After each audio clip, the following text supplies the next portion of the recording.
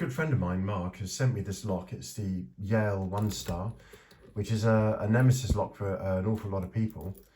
Not only does it have quite tight warding inside the lock, but also the bitting on the keys tend to have quite extreme cuts, so that the pins, for example, this center pin here is going to be easily overset when you're trying to set this deep set pin at the back there. And as you can see, when you get picks inside this lock, it's really difficult to find something that's going to reach through the warding and set the pin at the back there without oversetting everything else inside the pin. Also, not to mention that these are packed full of spools and security pins, so that makes them a little bit more tricky to pick. The picks that I find work best on this, and there's a lot of choice available, of course. This is the Lawlock Tools Ronin Pro Set, and it's in 0.4mm, which is 15 thousandths of an inch, and comes in a 24-piece set. But because it's quite thin, it is actually able to navigate its way through that warding and also be able to depress the pins, so that we're able to secure the open on these locks. Now, I always try to use a rake first before I do anything else on these, just to see if we're able to persuade it to drop into a full set or to set a pin inside the lock. So I'm just going to wiggle that up and down and move it in and out, and just see if we can get any sort of movement on that core. See whether anything in there is going to set. There we go. So this has given me a very small amount of rotation, but it's enough for me now to know that the lock is stuck on a spool pin somewhere.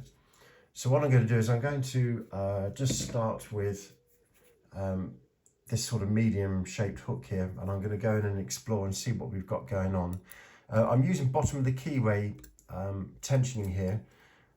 It's probably not the best way, because obviously the this Z wrench is going to get in the way of the picks, but you know, because it's because these are so thin, they are actually able to navigate, and you are able to use that. So the pin at the back there feels set.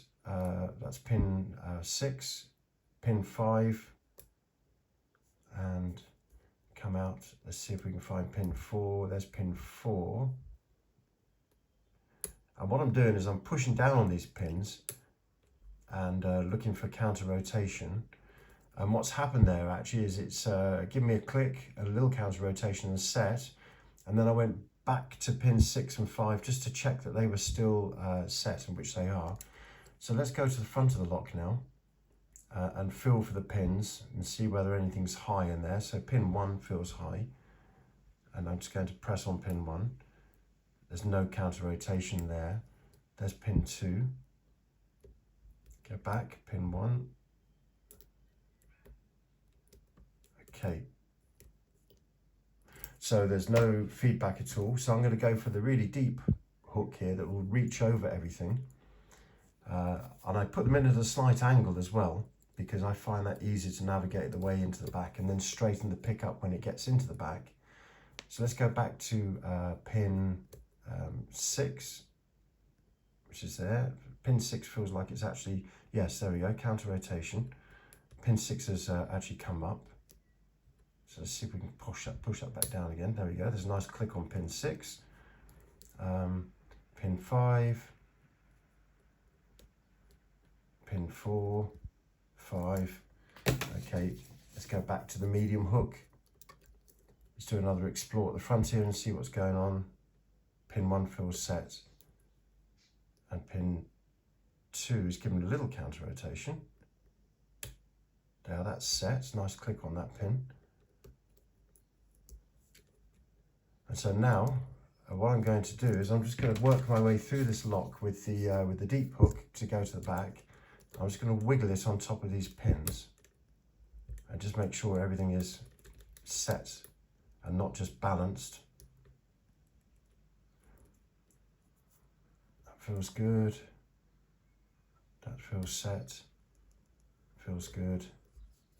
So we're being held up now just by a small movement probably somewhere in this lock. I've still got the full set, so I am expecting to find some counter rotation somewhere. Let's go right up the back there, that very deep set pin. Next one in, no rotation. Next one in, feels good. What's the next one going to do? Pin 3 is giving me counter rotation, there we go. I might find it easier if I use the medium hook on that one.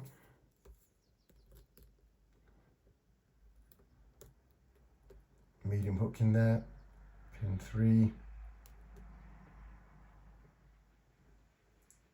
Just trying to get on top of it. It feels very, gritty.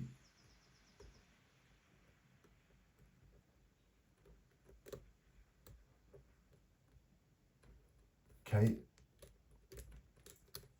6, 5, pin 4.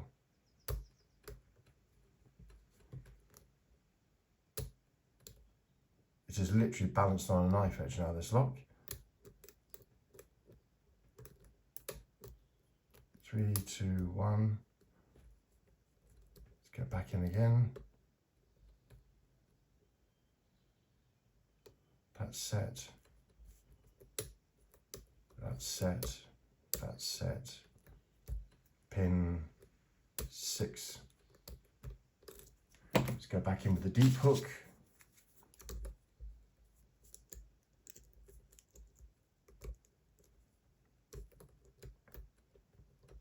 Get it all the way into the back there.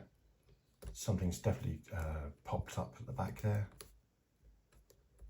In you go. It's a very uncomfortable working angle, this, because I've got the camera to my left. We'll pretend it's a door frame. And I'm not able to get that pick into the back there. There we go, that's in. 4, 3. This one feels quite high. 2 and 1. Let's swap the pick over again.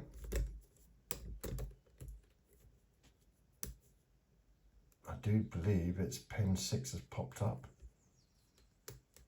and it's not allowing the pick in there. There we go. Oh, there we just muscled pin 6 into position.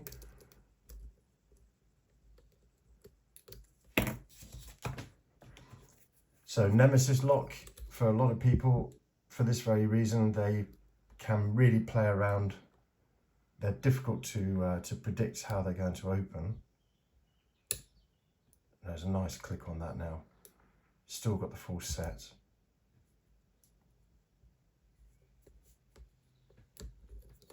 Off camera, I've picked this lock in 30 seconds, so this is being... Let's just swap the pick over again. This one's been a bit of a pig on camera, but anyway, I'm going to keep it running just to get the open. Oh, there's a really nice click there on that pin. So I think now we're just hooked up on just one spool pin somewhere. There's a bit of counter rotation, and there we go, we've got the lock open. So yeah, that was a bit of a battle, but it's not untypical for this lock. As you can see, it's a thumb turn, and we haven't got the cam on this.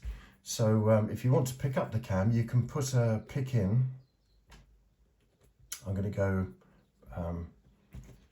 top of the keyway there, and I'm going to get a thin pick. I'm going to push it in right to the very back there, and I'm going to rotate that core around, pushing this pick in until it picks the cam up, and you can now see the thumb turn and the cam turning on the back there.